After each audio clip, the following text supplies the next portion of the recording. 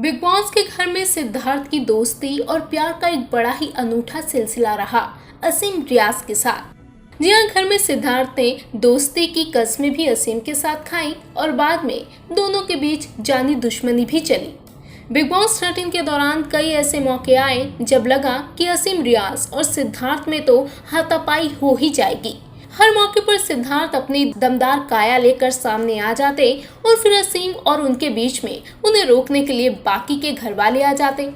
इतना ही नहीं, जब बिग बॉस फिनाले आया तो भी सिद्धार्थ के सामने जानी दुश्मन की तरह असीम रियाज ही खड़े नजर आए और असीम को हराकर ही सिद्धार्थ ने बिग बॉस का खिताब अपने नाम किया। बिग बॉस के बाद भी सिद्धार्थ और असीम में वो पुरानी वाली दोस्ती नहीं हुई। मीडिया गॉसिप में भी इस तरह की खबरें सामने आती रही कि अब भी असीम और सिद्धार्थ के बीच में तनातनी चलती है। लेकिन क्या सच में हकीकत यही है?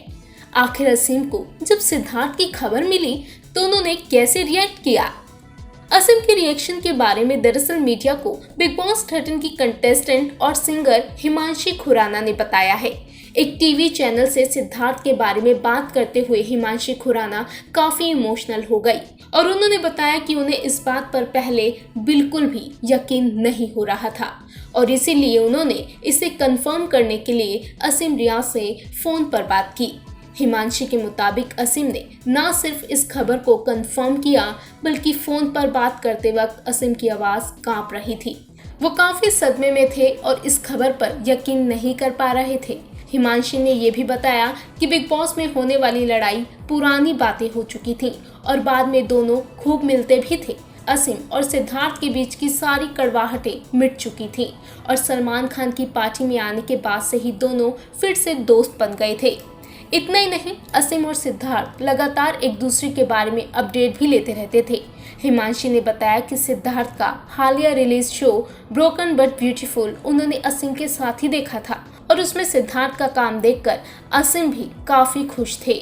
सिद्धार्थ के इस असमय निधन की खबर सुन असीम ने हिमांशी से फोन पर कहा कि जीवन वाकई अनप्रिडिक्टेबल है, हमें एक दूसरे के साथ बहुत प्यार से रहना चाहिए और जीवन का एक एक लम्हा अच्छी तरह जीना चाहिए।